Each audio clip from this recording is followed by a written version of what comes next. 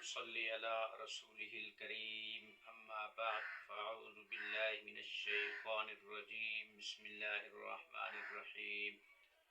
وما أرسلناك إلا كافة للناس بشيرا ونذيرا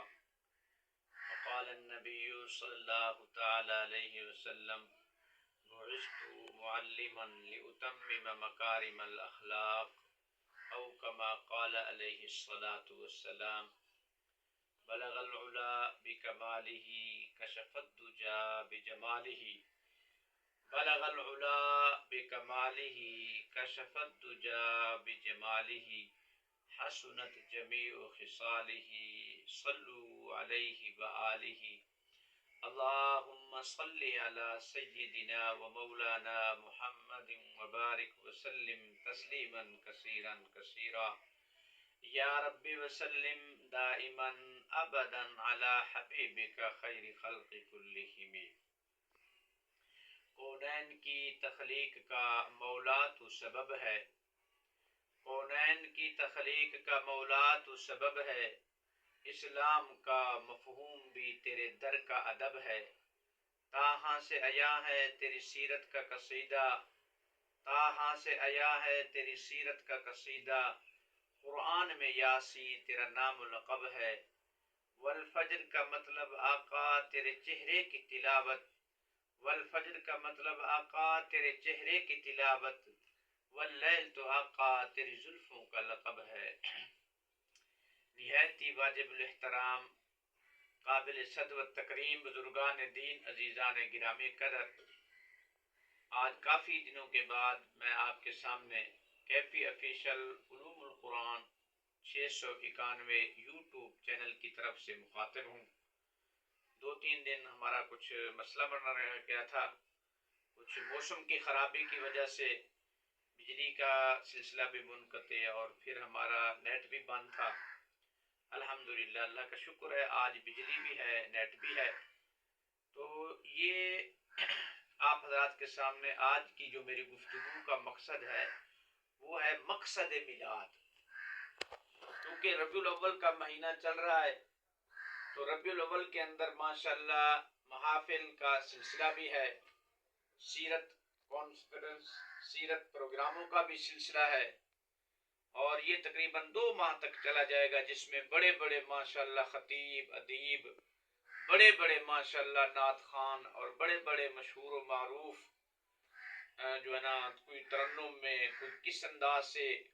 حضور اکرم صلی اللہ علیہ وسلم کی ذات اقدس کو خراج عقیدت کا سلام پیش کریں گے۔ تو میلاد ہر کوئی پڑھتا ہے، تو مقصد میلاد کیا ہے؟ اور حضور پاک علیہ الصلوۃ والسلام نے خود فرمایا انما بعثت معلما لاتمم مکارم الاخلاق، کہ اللہ میں اس لیے بھیجا گیا ہوں اور مجھے معلم بنا کر بھیجا گیا تاکہ میں مکارم اخلاق کی تکمیل کروں۔ تو مقصد میلاد کیا ہے؟ کہ ہمارے اخلاق اچھے ہو جائیں۔ مقصد اخلاق کیا ہے؟ کہ جو چیزیں حضور پاک علیہ الصلوۃ والسلام کے آنے سے پہلے کائنات کے اندر تھیں،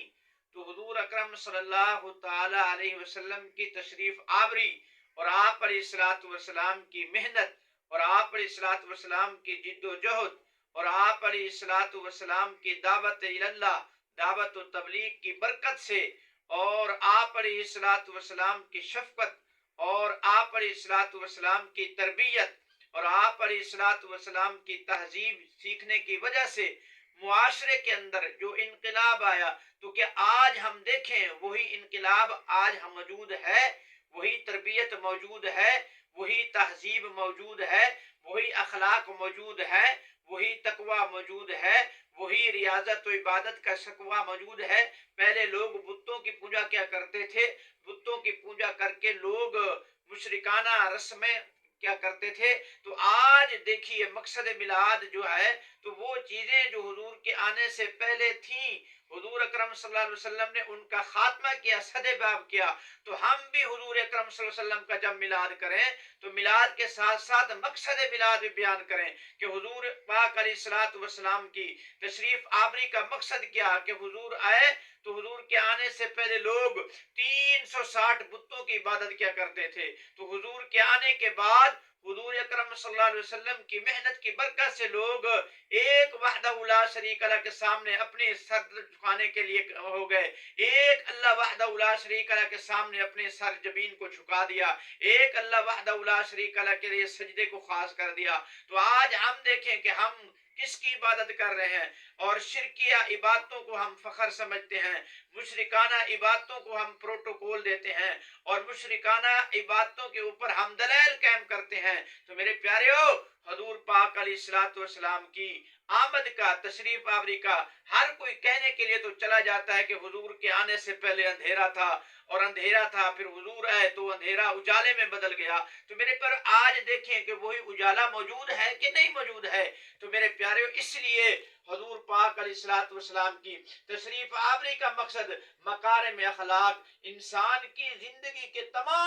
تمام جو معاملات ہیں وہ حضور اکرم صلی اللہ علیہ وسلم کے دین کے مطابق ہو جائیں۔ میرے پیارے، ہماری تجارت بھی دین کے مطابق ہو جائے، ہماری عبادت بھی دین کے مطابق ہو جائے، ہمارے گھریلو مسائل جو ہیں وہ بھی دین کے مطابق ہو جائیں، ہماری شادی کا ماحول وہ بھی دین کے مطابق ہو، ہماری خوشی کا ماحول بھی دین کے مطابق ہو، اور ہمارے جو ہے نا، جس وقت ہمارے گھروں کے اندر افات ہو جاتی ہیں، قضایا ہو جاتے ہیں، مصیبتیں آ جاتی ہیں، تو اس وقت بھی ہم حضور اکرم صلی اللہ علیہ وسلم کے نقش قدم پر چلیں، تو پھر انشاءاللہ مقصد میلاد پورا ہو جائے گا۔ فقط میلاد منانا مقصود نہیں ہے، میلاد کے ساتھ ساتھ مقصد میلاد بھی موجود ہے، جس کی طرف حضور اکرم صلی اللہ علیہ وسلم اس امت کی توجہ دلا کر گئے ہیں، اور فرمایا میلاد تو حضور پاک علیہ الصلوۃ والسلام کی خوشی، مقصد میلاد حضور پاک علیہ الصلوۃ والسلام فرمایا میری آنکھوں کی ٹھنڈک نماز کے اندر ہے۔ تو کیا آج معاشرہ نماز کو اہمیت دے رہا ہے؟ حضور اکرم صلی اللہ تعالی وسلم کا بابرکت مبارک فرمان عالی شان ہے